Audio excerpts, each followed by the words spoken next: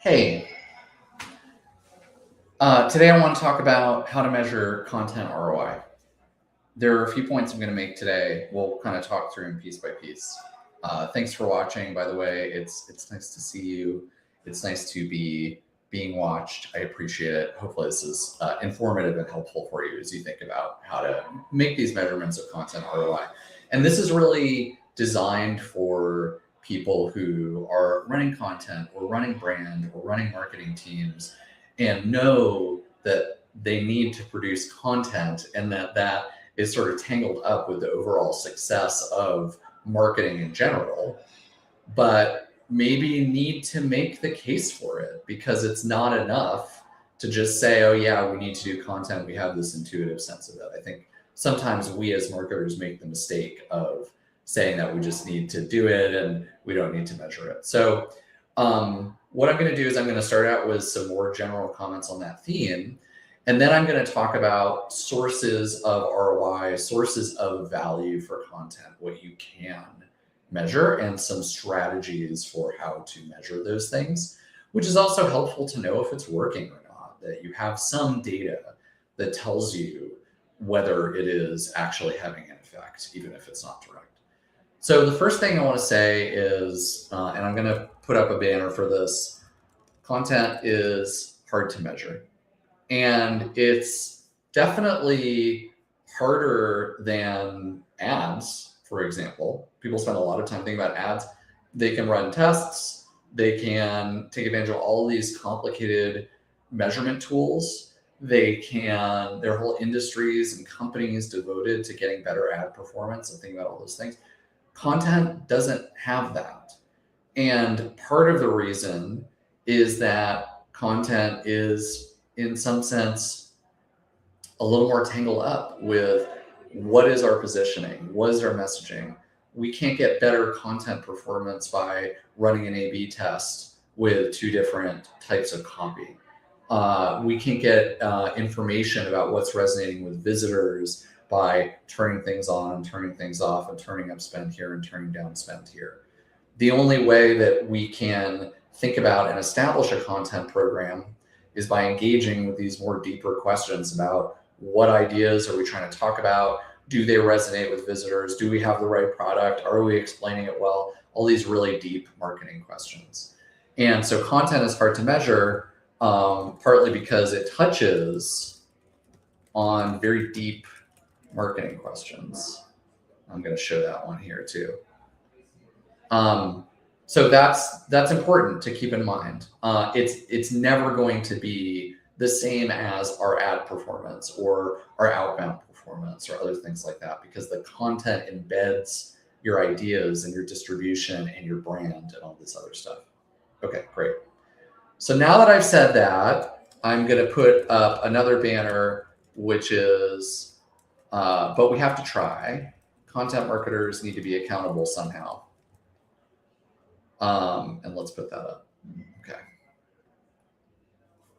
So we need to think about ways that we can at least tie it to the number, if only because you're going to have a conversation with your CFO who's going to ask you, how are these investments doing? And you're going to need to have some kind of answer. We really dislike it as an agency when we work with folks who are expecting to put $1 in and get $1 out. But we have to give clients, and you have to give your partners in the company some way, some framework for thinking about this, at the very least, so that they can understand whether you're headed in the right direction or not, whether there are bigger problems. So the things I said were content is hard to measure, to touch on very deep marketing questions about what we're saying and how we're saying it, which is part of creating content, is engaging with those. But we have to try. We have to be accountable somehow for the performance of this stuff. Okay, great.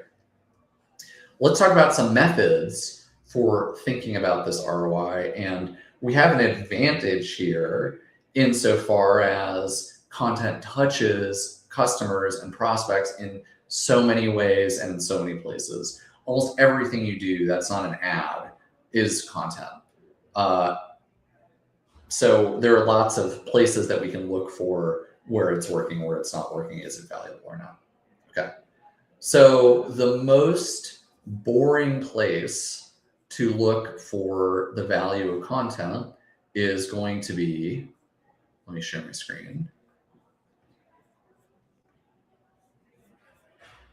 is going to be in your LLM data. Are you showing up? Are you visible? Are you increasing that visibility? Are you getting impressions in search? Are you getting clicks in search? All that stuff. But this is also relatively easy to measure, and it does have some value. When somebody shows up in your search results over and over again, when you get cited in an LLM, all of that does go to trust for prospects, and trust is very helpful when you end up talking with them or so that they can recommend you. So trust is a really important part of the whole marketing project, is building trust in your brand. It doesn't happen automatically. And so things like impressions, brand impressions, citations, all of that stuff are important. That is a source of value. So that's number one. I'm going to call that trust building metrics. You can also look at actual clicks, actual acquisitions, and we'll add that too, right? And you can see that in our topic strategy here, in this example topic strategy, we've got topics on the left, they can be whatever they are, and then we've got our actual clicks. Now, some of those numbers are not going to be that big. And so that is an important thing to kind of be thinking about, is you may not have huge numbers on the click side. They might be underreported, but that is a thing that we can look at, is to see, are LLMs driving clicks or all of those other things driving clicks? Okay. So that's one. The next thing that we can look at is, those are all of our trust metrics. The next thing that we can look at are things that are a little bit further down the funnel. And we talked about impressions, we talked about clicks. But what about interactions on the website? And the way I like to phrase this question is, how frequently is content a part of the conversion journey? So we know that people will go to the website many times before they make a decision on whether to convert or not. They might be reading your blog, your research report, whatever it is. So how frequently is content a part of the conversion journey? Let's put that one in here too. That's not easy to measure. And there are ways to measure it. Here's the kind of typical way that we do it, is I'm going to open up a very intense Google Analytics report. Give me 1 second. Let me pull that open. Let's see. Okay. Hold on.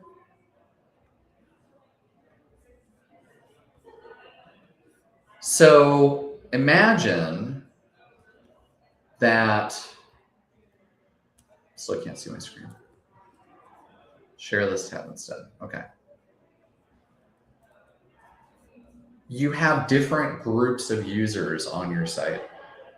One set of users is people who just show up on the site, and they might be helpful to have for lots of reasons, but they aren't necessarily converting, or at least they're not converting in a way we can see. There's another set who actually do come to your site and then convert. That's that second column there. And then there's a third set who saw content on the way to converting. You can build this in Google Analytics. You can build it in lots of other tools. And I'll show you really quickly kind of what one of these segments looks like. We'll open a segment here. You can see we're including a sequence in the segment. We're pulling out a specific set of visitors. And we're saying, okay, the page location is blog or resource. And then is the key event true? i.e., did the conversion happen after they viewed a blog or resource page? And then another thing you can do in Google Analytics is you can break out every single page to see how it touches the conversion journey. So this is a really important source of explaining what's valuable, understanding what's working and what isn't, is these reports in GA4, if they're instrumented properly, that show you what is the influence on the conversion journey of all the things you're writing? What are the topics that are resonating, et cetera, et cetera. So we started with impressions and trust building metrics.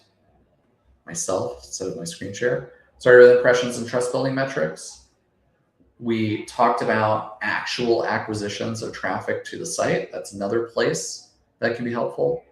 And then we also talked about what I just showed you was a GA4 report, which you can set up. You can use these segments and then analyze your data in this way. And we can go into detail on this on a future podcast, but that is the thing you can do.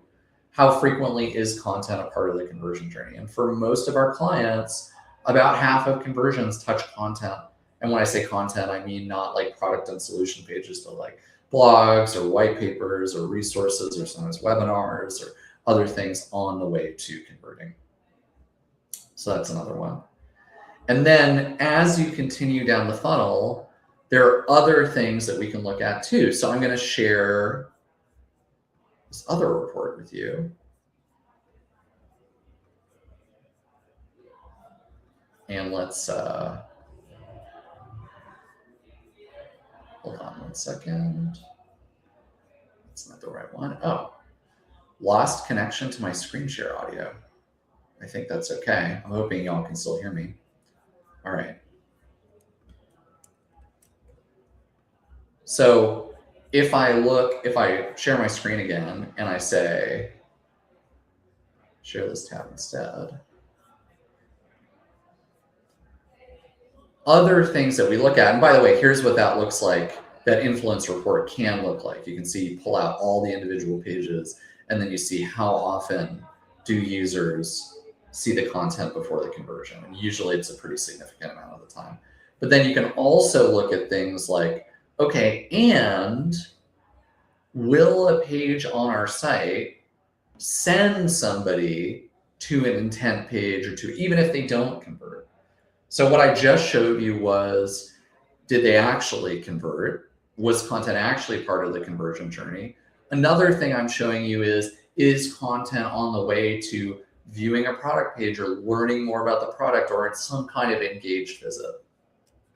And we'll put that in one here. We'll put that one in here too. How frequently is content a part of the engagement journey?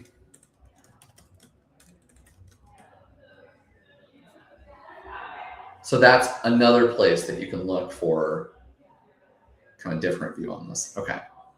So just to go back to all the things that we've talked about, how do I measure the ROI of content? These are all things that you can think about. You can think about impressions and other trust building metrics, like places we showed up. You can think about actual acquisitions. So like, did we bring people into the site? Those clicks are worth something.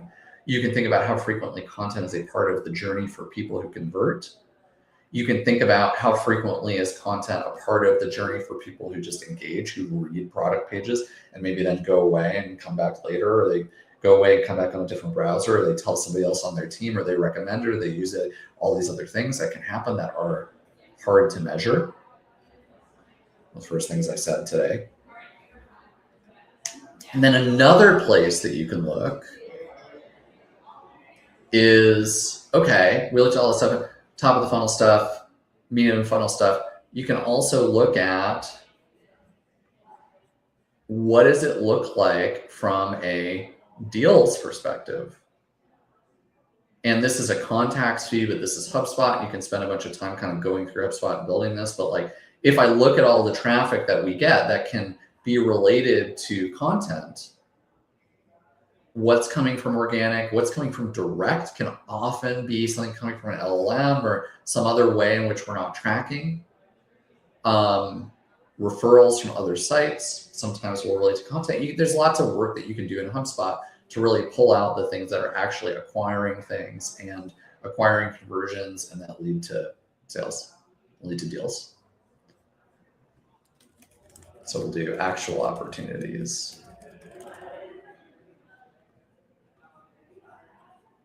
And add that one in here too. There are a lot of sources of value for content that aren't any of the things that I mentioned. So even all of the stuff that we've talked about so far, I think is relatively conservative. There are also things like, did we produce a campaign that was used in outreach? Did we produce an asset? Did we write a blog post that was used as part of that motion? Did we answer some customer questions on the site? Did we answer some objections? Did we provide pricing information? That's a whole nother set. There's another set, which is people came to the site, they didn't convert. We didn't see them in the conversion journey. We didn't necessarily see the engagement journey, but we saw that there was engagement from the account, or we used a de-anonymization tool, and we saw that there was a specific person who we were then able to reach out to. We saw they were in market. So my question there would be, how does it help sales? And how does it help that process? So that's another source that we can kind of work with. There's more. There's the value of clarifying your ideas, the value of writing things out so that you can have thought leadership. There's ICP and other, we didn't talk about social engagement, but generally in order to get that engagement, and I want to specify here social engagement from ICPs, you generally want to know who your ICP is, and you need content to actually have something to say. So that's another piece as well. All of these things are sources of value for content and things that I think you can argue for as the ROI. Now, the hardest numbers there are probably those acquisition numbers from a HubSpot and those influencing the conversion journey numbers and maybe the clicks one. Those are like the hardest numbers, but all of these other things are important too. And one thing that you'll notice is I mentioned a lot of sources of value, and that requires a lot of distribution. That requires getting things in the right place. That probably requires producing a fair amount. And from our perspective, in order to achieve the ROI of content, you need a system in place to produce a lot of it and measure it. I'm going to write this word I haven't used in a while, but like the value of content is so multifarious. You need a system rather than tactics to take advantage of it. Let's put that up there. That's the longest banner so far. So, I mean, yes, you need ad hoc tactics as well to actually execute the thing. But there are so many sources of value from content that to create it, distribute it, repurpose it, analyze it, understand what you want to do next, build your strategy, you need a system because there are all these pieces here. So that's my video for today on how to think about the ROI of content. And just to kind of recap everything that we talked about, content's hard to measure, much harder to measure than ads or other channels. I think that we all have this inherent sense that you need some kind of motion there. Maybe you're not investing a huge amount in it right away, but you're investing something. And there are all kinds of reasons that you need to do that. But it is still hard to measure. We still have to try. And part of the reason it is hard to measure is that it touches on these very deep marketing questions. But like I said, we still need to try. We have to give ourselves accountability to the business. We have to understand what's working and what's not. We have to be able to have the conversation with the CFO. These are all parts of the scheme. And so content is hard to measure. We have to try. And so what are the sources? What are the things that we can measure? Impressions and other trust building metrics, actual acquisitions to the site, just like visitor acquisitions. I can clarify and say visitor acquisitions. How frequently content is part of the conversion journey. How frequently content is part of the engagement journey, even if they didn't convert. Did they look at high value pages on the site? How did it manifest in terms of actual contacts opportunities? You have to cast a pretty wide net here because some folks are going to come from direct and all kinds of other channels. We're not always going to, still always not always going to know. How does it help sales? Did we produce something that worked great on the site and was a guide to this or a guide to that we also were able to send along to prospects or as part of an outreach campaign? Did we answer customer questions in advance about who we are and why they should care? There's lots of other things I didn't cover here, like social engagement from ICPs, which you need content for, not to mention you need content for a lot of ads, all that stuff. And the overall point here is that there are all these sources of content, and in order to measure it and work with it correctly, you really should start thinking about things in terms of systems. And that's what's going to get you kind of the most ROI and the most provable ROI out of all the things that you're doing. So that's it for today. How to calculate the ROI of content. Thank you for watching. I'll throw my email address back up here. I'm Justin. I help run Aircule. We are a content systems agency. Reach out to me or any of us on our site or on LinkedIn if you have any questions. I would love to hear questions so that we can produce more content for you to help you deal with the problems that you are facing. Thank you so much for watching. See you.